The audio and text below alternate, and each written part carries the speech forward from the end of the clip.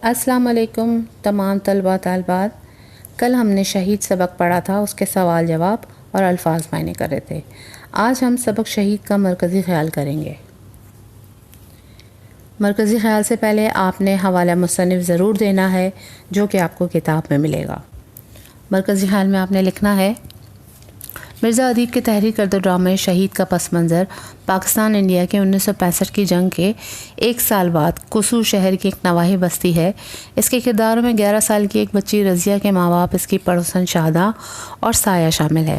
مرزا ادیب کے تحریر کردہ ایکٹ کے ڈرامے میں شہید کا مرکزی خیال ملک و ملت کی شہادت حاصل کرنا ہے. شہید مر کر بھی امر ہو جاتا ہے. اے وطن تجھ سے نیا عہد وفا کرتے ہیں، مال کیا چیز ہم جاں فدا کرتے ہیں. اس سبق میں یہ بھی بتایا گیا ہے کہ رضیہ کا بھائی جاوید ایک پاکستانی فوجی تھا. ایک سال قبل جاوید کی سالگرہ کے دن رضیہ اپنے بھائی کی سالگرہ منانے کا اہتمام کرتی ہے. گھر میں جھنڈیاں لگاتی ہے، اپنے پیسے جمع کر کے اپنے بھائی کے گلے میں ڈالنے کے لیے ایک ہار خریدتی ہے. مگر جنگ شروع ہو جانے کے باعث جاوید محاذ جنگ پر چلا جاتا ہے اور کہہ جاتا ہے کہ واپس آ کر پہن لے گا، مگر ملک و وطن کی خاطر فرض ادا کرتے ہوئے وہ جنگ میں شہید ہو جاتا ہے. اپنی جان نظر کروں، اپنی وفا پیش کروں، قوم کے مرد مجاہد تجھے کیا پیش کروں. اس کے بعد جملوں کی وضاحت حوالہ مصنف کے ساتھ کرنا ہے. جملہ نمبر 1 ہے: شہادت کو تم کیا سمجھتی ہو؟ وطن کی خاطر جان دے دینا یہ شرف ہر ایک کو کہاں نصیب ہوتا ہے. سب سے پہلے آپ حوالہ سبق دیں گے. یہ فقرہ ہماری نصابی کتاب میں شامل ڈرامہ شہید سے منتخب کیا گیا ہے جو کہ مٹی کا دیا سے اخذ کیا گیا ہے. پھر حوالہ مصنف دیں گے آپ، پھر آپ تشریح کریں گے. ڈرامہ شہید میں ایک پاکستانی فوجی جاوید کی شہادت اس کے گھر والوں کے غموں کی عکاسی کرتا ہے. مندرجہ بالا فقرہ رضیہ اور جاوید کا باپ اپنی بیوی فاطمہ سے اس وقت بولتا ہے جب اسے اپنی بیٹی رضیہ کے غم کے بارے میں بتاتی ہے کہ وہ آج بھی اپنے بھائی کے لیے رو رہی تھی. جاوید کا باہمت باپ اپنی بیوی کو تسلی دیتے ہوئے شہادت کی اہمیت بیان کرتا ہے کہ شہادت کوئی معمولی چیز نہیں ہے، یہ بہت کم لوگوں کے حصے میں آتی ہے. یہ اعزاز اللہ تعالیٰ بہت کم لوگوں کو عطا کرتا ہے. ایک اسلامی ملک کے دفاع کے لیے جان دینا شہادت کا عظیم ترین رتبہ ہے. جملہ نمبر 2 ہے: ماں، وطن نے مجھے پکارا ہے، اب میں کسی اور کام کے لیے رک نہیں سکتا. اسی طرح آپ اس میں حوالہ سبق حوالہ مصنف دیں گے اور پھر تشریح کریں گے. ڈرامہ شہید میں ایک پاکستانی فوجی جاوید کی شہادت اور اس کے گھر والوں کے غموں کی عکاسی کرتا ہے. یہ فقرہ جاوید کی ماں اپنی پڑوسن شاہدہ سے اس وقت بولتی ہے جب وہ شاہدہ کو جاوید کی شہادت کے بارے میں بتاتی ہے. ایک سال پہلے 6 ستمبر 1965 کو جاوید کی سالگرہ تھی. وہ چھٹی پہ گھر آیا تھا. اس کی بہن رضیہ نے اس کی سالگرہ کا اہتمام کر رکھا تھا. اس کے گلے میں ڈالنے کے لیے ہار بھی لے رکھا تھا. وہ الماری سے ہار نکال کر بھائی کو پہنانے آ رہی تھی کہ دروازے پہ دستک ہوئی. جاوید کو محاذ جنگ میں جانے کا حکم ہوا کیونکہ انڈیا نے پاکستان پر حملہ کر دیا تھا. جب گھر والوں نے جاوید کو جانے سے روکا تو اس نے اپنی ماں کو مندرجہ بالا الفاظ کہے جو اس کی ماں شادہ کو بتا رہی تھی. ان الفاظ سے جاوید کی ہمت، بہادری اور وطن سے محبت کا اندازہ ہوتا ہے. پھر آپ نثر پارہ یا اقتباس یا پیراگراف یا متن کی تشریح کریں گے، یہ بھی سیاق و سباق کے ساتھ. یہ طریقہ کار ہے، اس کو آپ ضرور دیکھیے گا.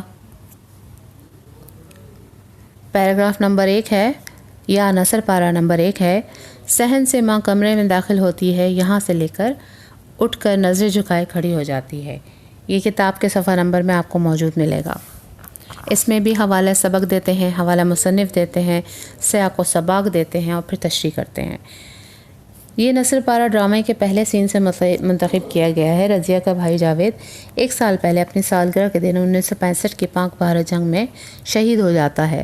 اب ایک سال بعد بھائی کی سالگرہ اور شہادت کے دن رضیہ اپنے بھائی کی یاد میں شدید غمزدہ ہے اور رو رہی ہے. ماں اس کو روتے دیکھ کر اس کے سر پر ہاتھ رکھتی ہے، مگر رضیہ کی کپکپاہٹ مزید بڑھ جاتی ہے. ماں بہت پیار سے بیٹی کو رونے سے منع کرتی ہے. ماں اٹھنے کو کہتی ہے تو اس کی بیٹی رضیہ اٹھتی ہے، مگر ابھی تک سسکیاں بھر رہی ہوتی ہے. اس کی آنکھیں سوجی ہوئی ہوتی ہیں، جس کا مطلب یہ کافی دیر سے بھائی کے غم پر روتی رہی ہے. ماں کے کہنے سے اٹھ جاتی ہے مگر نظریں جھکی ہوتی ہیں. نثر پارہ نمبر 2 ہے: باپ، کہیں نہیں یہیں تھا، رضیہ کہاں ہے، یہاں سے لے کے آنسو پوچھنے لگتی ہے۔ یہ بھی آپ کو کتاب میں ملے گا پیراگراف۔ اس میں بھی آپ نے حوالہ سبق، حوالہ مصنف، سیاق و سباق اور پھر تشریح کرنی ہے۔ اس فن پارے میں مصنف رضیہ کے والد اور اس کی والدہ فاطمہ کے درمیان ہونے والی گفتگو کے بارے میں بتا رہے ہیں۔ ان کا بیٹا جاوید 1 سال پہلے اپنی سالگرہ کے دن 1965 کی پاک بھارت جنگ میں شہید ہو جاتا ہے۔ اب 1 سال بعد بھائی کی سالگرہ اور شہادت کے دن رضیہ اپنے بھائی کی یاد میں غمزدہ ہوتی ہے اور روتی ہے۔ جب رضیہ کا والد باہر سے آتا ہے تو رضیہ کے متعلق پوچھتا ہے تو اس کی ماں جواب دیتی ہے کہ وہ کمرے میں آئی تو رضیہ میز پر سر رکھے رو رہی تھی۔ اس پر اس کا باپ اپنی بیوی کو تسلی دیتا کہتا ہے، رضیہ ابھی بچی ہے، رفتہ رفتہ صبر آئے گا، اس میں کچھ وقت لگے گا۔ آج کا دن ان کے بیٹے جاوید کی سالگرہ اور شہادت دونوں کا دن ہے، اسی لیے ماں کہتی ہے کہ آج کے دن ہم ایک بار پھر ہرے ہو گئے ہیں۔ رضیہ نے اپنے بھائی کی تصویر پر ہاتھ ڈالا تھا۔